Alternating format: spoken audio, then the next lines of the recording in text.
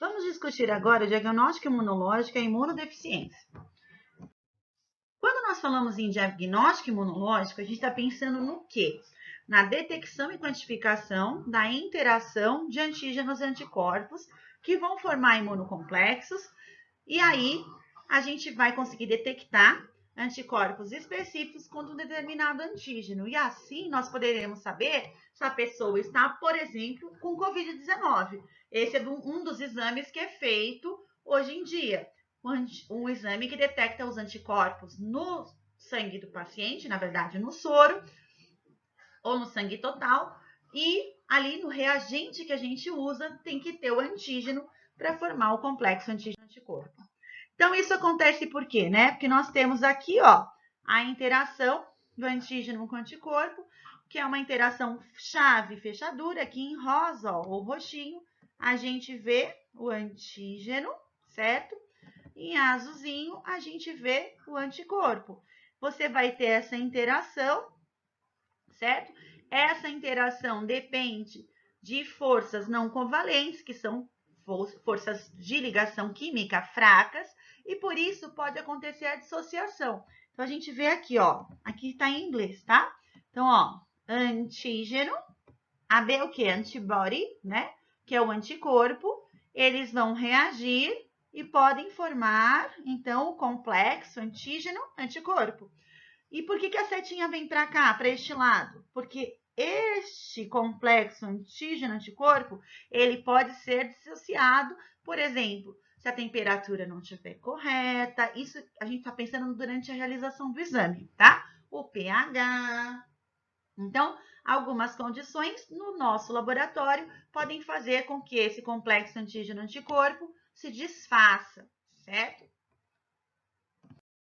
Então, esses testes imunológicos nós usamos amostras biológicas. Quais amostras? Hoje em dia, nós podemos realizar testes imunológicos com praticamente todas as amostras. As principais são sangue total, que são esses testes rápidos que eles estão fazendo, né? Faz para hepatite C, faz para HIV, faz teste rápido para COVID. A gente pensa em soro, que é o sangue. A gente vai deixar esse soro sofrer um processo de coagulação, né? Nós vamos retirar, fica só o soro mesmo, sai a parte de coagulação sanguínea, a gente separa. A gente pode pensar em urina, fezes. Nós também utilizamos como amostra para testes imunológicos o líquido cefalorraquidiano para diagnosticar, por exemplo, meningites. A gente pode pensar até mesmo em secreções genitais, tá?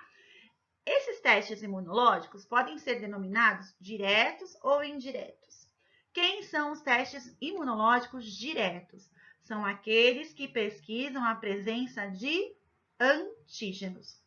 E quem são os testes imunológicos indiretos? São aqueles que pesquisam a presença de anticorpos. Para que eu posso usar esses testes imunológicos? Diagnóstico de doenças infecciosas e da fase. E aí, por que a fase, gente? Nós temos que lembrar. A gente já viu os anticorpos, as características dele. IgM é fase aguda. IgG é fase crônica. Diagnóstico de doenças relacionadas a alterações na resposta imune. Então, a gente vai falar em alergias, doenças autoimunes e imunodeficiências, que a gente vai começar a discutir daqui a pouquinho. Seleção de doadores de sangue e de órgãos, tá? No caso de transplantes. Dosagens hormonais e marcadores tumorais. Acompanhamento terapêutico e avaliação de prognóstico. Então, eu quero saber se esse paciente está melhorando dessa doença. Avaliação de imunização. Dei a vacina, funcionou? Vamos procurar o IgG. Se o IgG estiver presente, é porque a vacinação funcionou, né? Na maioria das vacinas acontece assim, só tem uma que é diferente, que é para hepatite B. A gente procura um outro anticorpo que não chama IgG. Ele é um IgG, mas ele tem um outro nome. E a gente pode fazer imunohistoquímica. O que é imunohistoquímica? É uma técnica para detectar a presença de antígenos tumorais em amostras de biópsia. Então, por exemplo, existe uma suspeita de câncer de mama. Você coleta um pedaço do tecido do câncer de mama e vai procurar ali o antígeno através de testes imunológicos. Para que eles aconteçam, esses nossos testes imunológicos, é necessário que haja interação antígeno-anticorpo in vitro, certo? Então, essa interação antígeno-anticorpo in vitro, ela é utilizada para padronização de testes imunológicos realizados para diagnóstico laboratorial. Como eu disse para vocês, esse complexo antígeno-anticorpo que é formado, ele pode se dissociar, ele pode se separar. Por que isso acontece? Porque tem vários interferentes. A gente pensa na concentração de antígeno-anticorpo, na classe dos anticorpos envolvidos, na pureza dos antígenos utilizados e nas características da reação, pH do meio, temperatura e tempo em que aconteceu essa reação. É importante que vocês saibam que vocês terão uma matéria mais para frente que chama Imunologia Clínica, e nessa matéria, ou diagnóstico imunológico, nessa matéria, a gente vai discutir várias doenças, como elas podem ser diagnosticadas através da imunologia. Então, nesse momento, a gente quer que vocês entendam como pode ser usada a resposta imunológica e esses sistemas de identificação através de testes imunológicos. Então, para que essas reações aconteçam, elas têm que ter algumas características. A primeira é especificidade, tá? O que é especificidade? É a capacidade de um sítio combinatório do anticorpo reagir com apenas um determinante antigênico ou epítopo, devido ao grau de complementaridade. Nossa, que frase difícil! Como que a gente pode entender isso de uma forma melhor? Especificidade é a capacidade que a técnica, o teste imunológico tem de identificar especificamente, ou seja, exatamente a doença que eu estou procurando. Se essa especificidade tiver uma ligação forte, de alto grau, eu tenho reações normais. Se a especificidade for baixa, de baixo grau, eu tenho reações cruzadas. O que significa reação cruzada? Que alguma coisa parecida, um epítopo parecido, acaba se ligando, apesar de não ser o específico. Então, aqui a gente vê como essas reações cruzadas acontecem. O que a gente percebe, então? A reação cruzada é o quê? A capacidade de um anticorpo in vitro, tá? É no laboratório, reagir com mais de um antígeno diferente. Isso acontece quando nós temos epítopos semelhantes estruturalmente. Aqui na figurinha dá para entender direitinho. Ou quando diferentes antígenos possuem o mesmo epítopo. Vamos ver aqui, ó. Aqui, ó, eu tenho o antígeno A, certo? E este anticorpo aqui, ó, é o anticorpo anti-A. Essa bolinha aqui, no caso, é o meu anticorpo, tá? Vejam, eu tenho o antígeno B. Só que esse anticorpo aqui é o anti-A. Só que ele ligou no antígeno B. Por quê? Porque o antígeno B, ele compartilha um epítopo com o antígeno A, tá? Lembra, o epítopo é um pedacinho do meu antígeno. Aí nós vemos também que existe a possibilidade de uma outra reação cruzada acontecer. Vejam aqui, ó, aqui nós temos o antígeno C. Aqui o anticorpo é o anti-A. Nem é muito parecido, tá vendo? Não é um antígeno compartilhado, mas encaixa. É um epítopo parecido e acaba gerando uma reação cruzada. Isso pra gente, nos nossos exames, é um problema muito sério. Por quê? Porque isso vai fazer com que você tenha um resultado, falso reagente, que antigamente era chamado de falso positivo. Ou seja, a gente vai dizer que a pessoa tem uma doença que ela não tem. Por quê? Porque ocorreu uma ligação cruzada. Então, quando você desenvolve uma técnica ou um teste imunológico, você deve tomar cuidado para evitar que isso aconteça. Vamos agora, então, para a afinidade. A afinidade é a força da soma das ligações covalentes entre um único sítio de ligação do anticorpo e um único epítopo do antígeno. Então, vamos olhar aqui, ó. Olhando a figurinha, ó. Alta afinidade. Olha o que acontece, ó. Tem vários pontos de ligação entre o antígeno, que está aqui, e o anticorpo. Como essa afinidade é alta, a ligação é mais forte, a ligação é duradoura. Aqui a gente vê, ó. Olhando bem aqui, vocês percebem que tem as ligaçõezinhas em azul, tá? Quando a gente olha aqui no de baixa afinidade, ó, tem a ligaçãozinha em azul ou preto, mas tem a em vermelho, que faz que repele. Então, quando essa afinidade é baixa, é que acontece a dissociação in vitro, que vai dificultar a identificação do nosso doente, tá? Essa afinidade depende do quê? Do grau de complementariedade entre o antígeno e o anticorpo. Quanto mais complementares eles forem, mais fortemente eles se ligam e, consequentemente, mais tempo essa ligação fica acontecendo. E aí, nós temos a avidez, que é uma outra característica importante que a gente tem que discutir, que é o quê? É a força resultante de interações múltiplas entre uma molécula de anticorpo e os epítopos de um antígeno complexo. Vamos ver aqui, ó. Quanto maior a avidez, melhor o efeito biológico final. Significa isso? Mais eficiente é o anticorpo, mais facilidade ele tem para destruir o antígeno. Se a afinidade for baixa, mas eu tiver alta avidez, você melhora essa ligação. Vamos entender aqui, ó. Ó, a afinidade aqui, ó, é de 10 a 4. Por quê? Porque só um sítio combinatório está se ligando ao nosso antígeno. Aqui, ó, a gente vê que, apesar da afinidade ser baixa, de um só, quando eu ligo os dois sítio combinatórios do IgG, ó, que bonitinho, a avidez já aumenta, ó. Era 10 a 4 a afinidade, né? A avidez é 10 a sexta. Por que a avidez é 10 a sexta? Porque eu estou somando essas ligações, elas se complementam. E aí eu vejo que a avidez do IgM é maior ainda, ó. Por quê?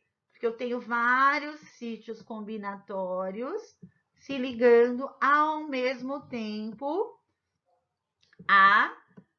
ao mesmo antígeno. Isso faz com que a ligação dele seja mais ávida, mais forte, tá bom? Nós temos também a possibilidade de acontecerem reações inespecíficas. Essas reações inespecíficas, elas são devidas à ligação de anticorpos naturais ou à ligação de substâncias metabólicas circulantes, coisas que não tem nada a ver, acaba ligando, tá? Pode acontecer em qualquer amostra, e esses anticorpos inespecíficos ou naturais, eles devem ser considerados na padronização dos testes imunológicos, ou seja, eu tenho que pensar que eles vão estar presentes e podem me atrapalhar. Por isso, eu vou usar amostras controle de indivíduos supostamente sadios. Então, a pessoa que não tem AIDS, que eu sei que ela não tem AIDS, eu estou padronizando uma técnica nova. Eu sei que ela não tem AIDS, porque eu usei uma outra técnica que não é a minha para fazer a determinação, tá? Então, eu sei que esse paciente não tem AIDS, vou testar no sangue dele, né? Com a amostra dele, para ver se não tem reações inespecíficas. Aqui nós vemos uma linha do tempo de quais exames são usados ou foram desenvolvidos, melhor, ao longo de todos esses anos para fazer diagnóstico imunológico. Então, a gente vai ver, né, quando vocês forem estudar imunologia clínica, vocês vão aprender todas essas técnicas. Então, a gente tem aglutinação e precipitação, foram as duas primeiras a serem desenvolvidas. Importante, gente, todas elas são usadas até hoje, tá? A gente tem IF, que é o que? Imunofluorescência. A gente tem a imunocromatografia. A gente tem o RIE, que é o que? Rádio imunoensaio. Nós temos a imunoperoxidase. O ELISA, atenção, ELISA não é nome de pessoa, é uma sigla. Porque escrever tudo em letra maiúscula. Quer dizer o quê? Ensaio de enzima adsorvida, tá? Imunoensaio, desculpa. Ah, tudo bem, né? E aí a gente vê o WB, que é o Western blot, que é um exame confirmatório super importante, a quimiluminescência e o PCR. Esse aqui, gente, ó, especificamente, apesar de não ser uma técnica imunológica, porque é uma técnica de biologia molecular, ele é extremamente importante para complementar as técnicas imunológicas que nós usamos. Por isso que ele está aí, junto com os outros. Tudo bem? E aí, que nós acabamos os nossos testes imunológicos, vamos falar rapidamente das imunodeficiências. Primeiro, né? Nossas imunodeficiências, elas podem ser consideradas primárias e secundárias. Vamos falar primeiro das primárias, né? Essas primárias, elas são determinadas por fatores intrínsecos, ou seja, essas doenças são genéticas. São distúrbios raros, que podem aparecer em qualquer faixa etária, mas o indivíduo já nasce com eles, tá? Essas imunodeficiências primárias, elas podem acontecer por alterações ou distúrbios na imunidade inata. Daí a gente vê, por exemplo, alterações fagocitárias. O que significa isso? Os nossos fagócitos não conseguem fazer fagocitose, consequentemente, este indivíduo tem infecções bacterianas e fúngicas biogênicas graves e recorrentes, porque ele não consegue fazer essa resposta imunológica importante, que é a destruição dos agentes infecciosos por fagocitose, certo? A gente também tem aqui uma outra que é importante, que é a deficiência de complemento. A gente sabe que o sistema de complemento é super importante para a resposta imunológica, porque ele ajuda na fagocitose, ao fazer opsonização, certo? E a deficiência de complemento também leva a infecções recorrentes, nesse caso, por micro-organismos que tenham cápsula. Então, a gente está pensando nas nossas bactérias. Também existem distúrbios ou alterações da imunidade adaptativa. Então, a gente está pensando, por exemplo, nós temos imunodeficiências humorais, são as mais comuns. O que significa isso? Você tem alterações na produção de anticorpos, esses anticorpos não são produzidos corretamente, e isso faz com que os indivíduos tenham maior chance de apresentarem infecções em trato respiratório. A gente está pensando principalmente na deficiência de produção de IgA, tá? Que é o anticorpo produzido em mucosas. Também existe imunodeficiência celular. Quando a gente pensa em imunodeficiência celular, eu estou pensando em quê? Em alterações ou distúrbios específicos dos linfócitos T, tá? E aí a gente vê o seguinte, existe essa causando uma linfopenia. O que é penia? Linfopenia, diminuição no número de linfócitos T. Se eu não tenho o número correto de linfócitos T, consequentemente, eu não vou ter uma resposta imunológica eficiente, né? Existe a possibilidade de haver imunodeficiência combinada. Esse indivíduo vai ter distúrbio no linfócito T e B ao mesmo tempo. Então, não tem uma resposta imunológica que aconteça, né? E existe uma doença que chama síndrome congênita da imunodeficiência ligada ao X. Ela é uma doença mais comum em homens, porque o homem precisa ter um X só alterado para apresentar a doença. Na mulher, teriam que ter os dois, tá? É uma mutação, essa doença, nos receptores de membrana para citocinas, e isso faz com que os linfócitos T não amadureçam. Consequentemente, você não tem amplificação da resposta imunológica pelo T-helper, tá? Nem a destruição de células alteradas pelo T citotóxico.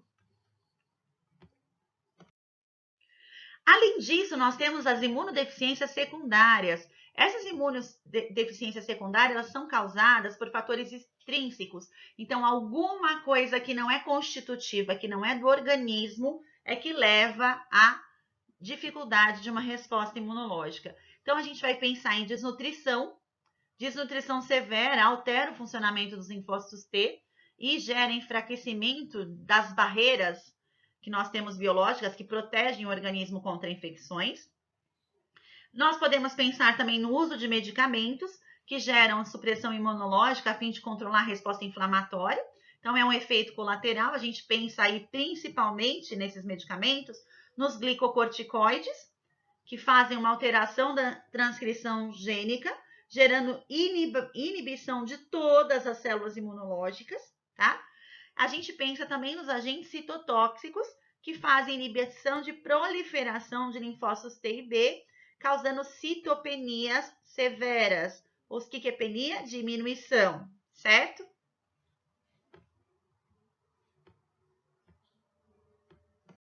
Outros fatores que podem também gerar imunodeficiências secundárias são radiação ionizante, então, que faz uma inibição medular, causando citopenia severa. O que seria isso? Por exemplo, quando houve o rompimento da usina de Fukushima, no Japão. Então, a gente pode pensar em energia nuclear, por exemplo. Ela causa esse tipo de inibição medular.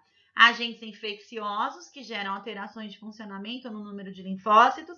E aí, o principal agente infeccioso que a gente vê aqui é o HIV, certo? Que nós discutimos já anteriormente na parte de agentes infecciosos. Nós podemos também ter uma anergia de linfócitos T. O que é uma anergia? Eles não são ativados. Por quê? Devido à síndrome do choque tóxico induzida pelo superantígeno de Staphylococcus. Opa, a gente estudou isso anteriormente, hein? Lembra da síndrome do choque tóxico? Que pode acontecer, por exemplo, em usuários de tampão intravaginal? Então, essa toxina produzida e esse superantígeno vão fazer o quê? Vão fazer com que os linfócitos T não funcionem. E aí, essa paciente tem pouca chance de sobreviver à doença se ela não for tratada rapidamente. E nós podemos também ter linfopenia, que é o quê? Diminuição do número de linfócitos causadas por agentes oportunistas diversos, certo? E assim nós acabamos nossas imunodeficiências.